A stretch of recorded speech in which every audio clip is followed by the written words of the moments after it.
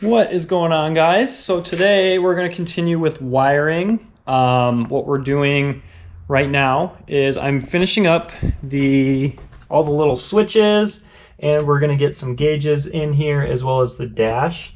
Now for the dash, I am not using Dakota Digital. I'm not using the stock ones for obvious reasons because you can't. So I'm going to show you what we're going to do there. But first things first, I am going to get started, like I said, on some of these switches and gauges. So for gauges, there's two gauges that I'm going to have outside of just the panel that I'm going to use. So in the radio delete panel, I did this. I had an AFR gauge in there when it was still carbureted for the simple reason of tuning the carb. Now because I don't have, so this is the wideband AFR that I had in there.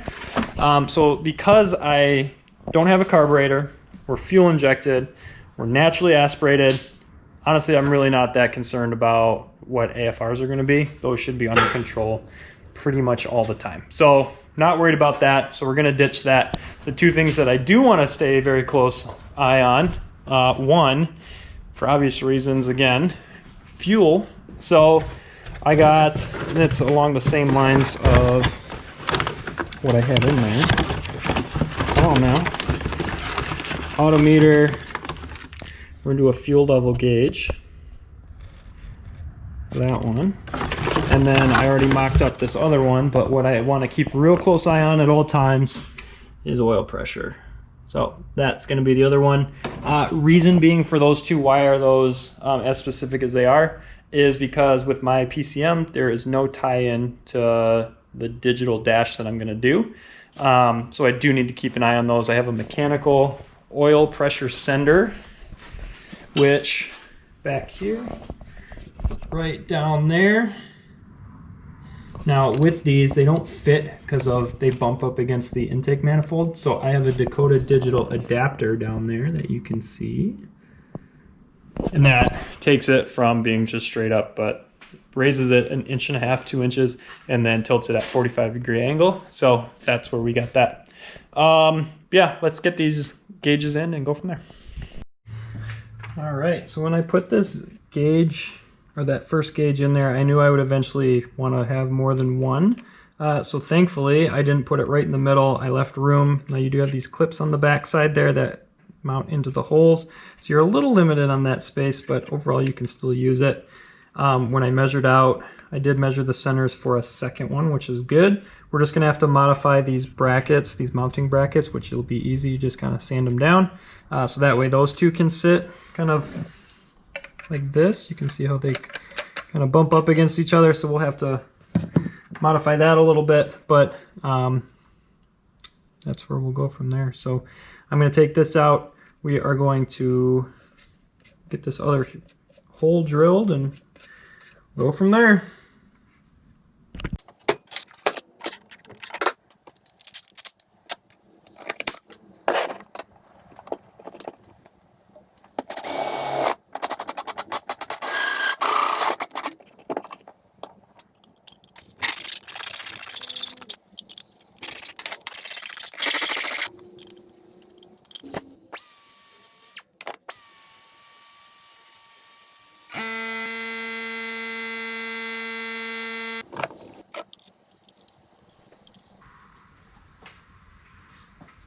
So the problem I'm running into now is the way that these sit flush on there. Put that, tighten these down, that holds it on there. Now these have a really tight fit as it is. So I'm not really worried about them backing out too much, but I can't put two of them side by side because it's a little too tight. So I'm gonna have to cut and modify this one and then make either a bracket that just kind of bolts those two together. I don't know. I'm going to freestyle it here. All right, well, adding a bracket or something there appears to be overkill, so we're not going to do that. Pretty straightforward. Just the one, like I said, holds it on, and this is a pretty snug fit. There's some movement there. I don't know. I'll figure it out. So next, what we're going to do is we got to put the lights in the back. It comes with just this little incandescent but I am going to upgrade these to LED because I don't really care for the yellow look, so I'll get these in. So on the left is the incandescent that it comes with. So it's kind of yellow.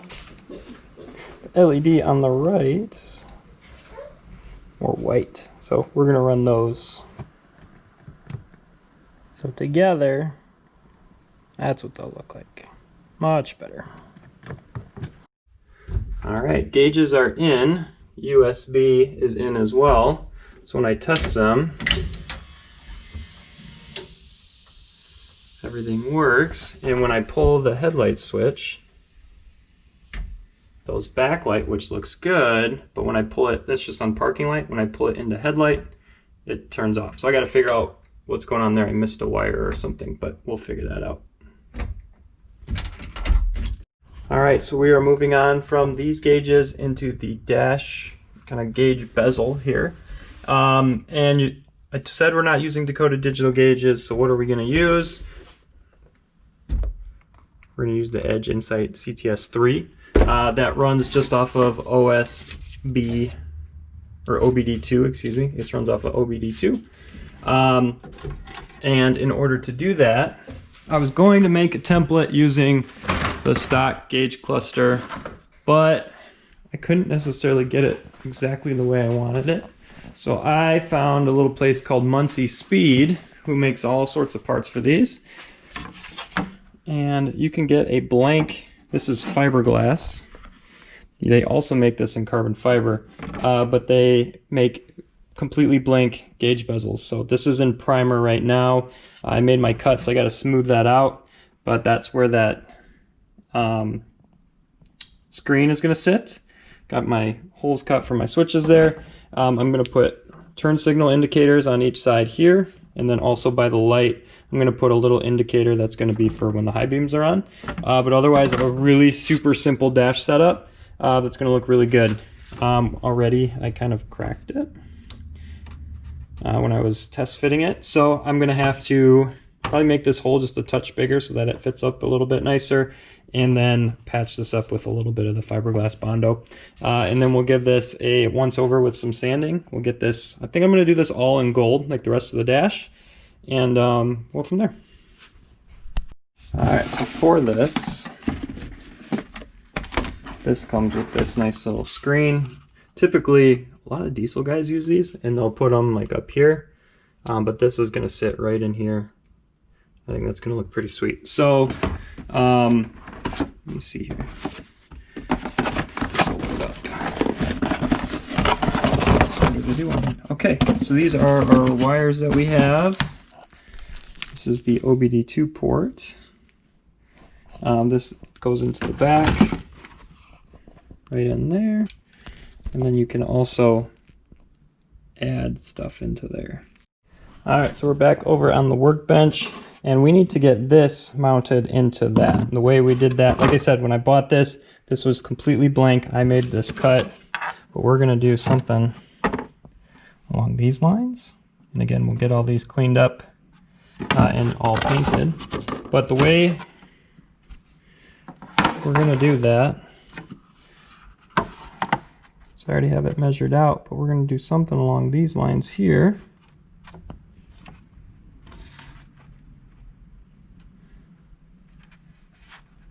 There's that.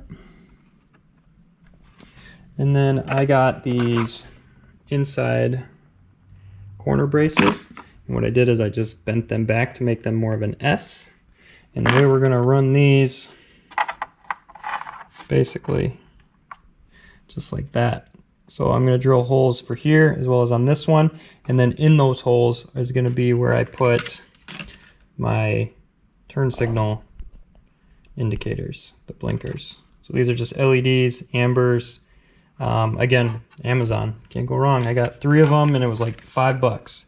I'm also going to make a hole up here by the light switch, and I'll use my 3rd of the 3 ambers, and I'll put that right in here, and that will be for the high beam indicator switch. So when the high beam's around, that'll light up. I'll know. You would think I would know anyway, but yeah, so let's get these in.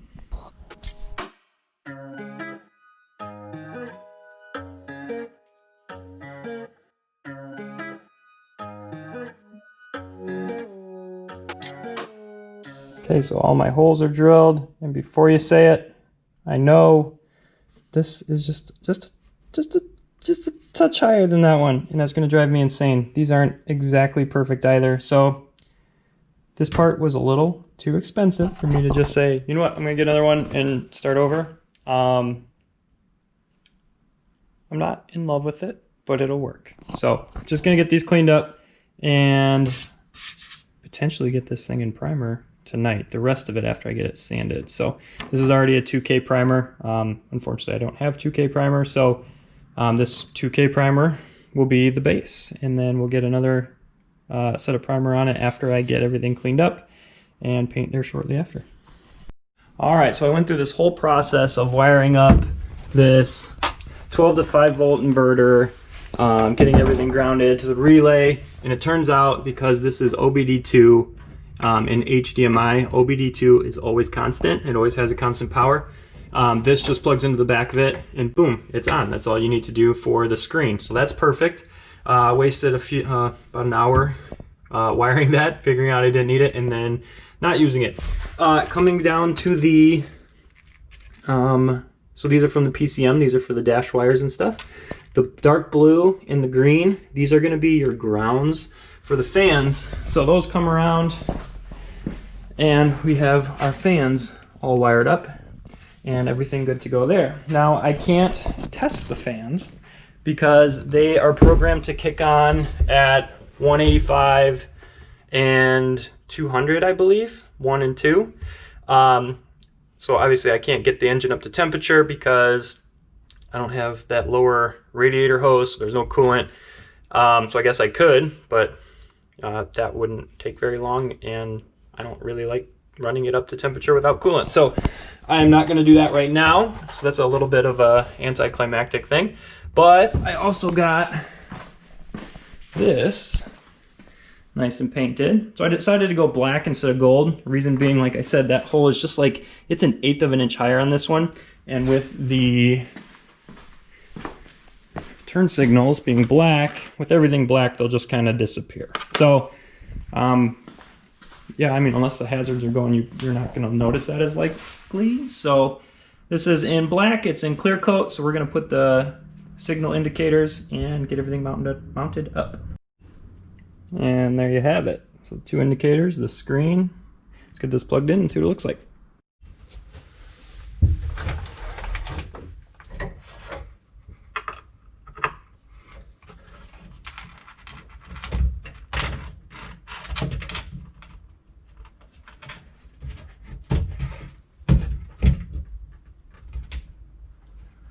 So that's what that's going to look like.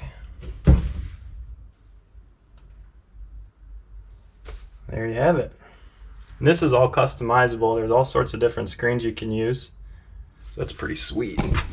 I'll show you. I've got the protective screen on it still, but. And these are all customizable in terms of what you want to pick. So load percent. You just double tap. And boom, it's all right there. You can change what you want, you can change all the colors. So I've got to play with this and get it exactly how I want it, but that's pretty cool. With this on, from what I understand, it's constant power. When I turn the ignition off, it'll take, it said anywhere from 30 to 90 seconds before this system will shut down. It saves all your data logs and everything that you are doing while you're driving. So that's pretty neat. But then it shuts off and saves the battery. So all this extra space I have is great because if I want to add switches or anything like that, I'll have the ability to do so. But as of right now, super nice and clean. It's kind of what I was going for, and that's what we're going to get. So I'm psyched on this. All right, well, I'm going to end this one here. Knocking a lot of things off the list. Wiring wise, there's only a couple things that we need to do in order to get this thing up and running, and that's going to be the turn switch. So I got to get the steering column in, which I'm about to get started on. Beyond that, I mean, a couple auxiliary things, but in terms of actually being able to drive functionally, that's the last thing. So things are going to start happening here fast and furious. We're down to, we got an update, instead of 6 weeks, we're down to like 4. So I just lost 2 weeks in terms of when I need to have this thing up and running. So we're gonna get going on that. I need to get the alignment and buttoned up a little bit and go from there. So I don't even know what the next video is gonna be. I'm talking really fast in this. So stay tuned. Fast and Furious, going along for the ride. See ya. Let's go. I ain't the first with the curse, with the thirst that I wanna be better, not worse, man it hurts. I'm on this earth with my words and I put them all together, insert, cause I wanna have worth. Working hella hard till they put me in the dirt. Gonna go far, man, listen to my words.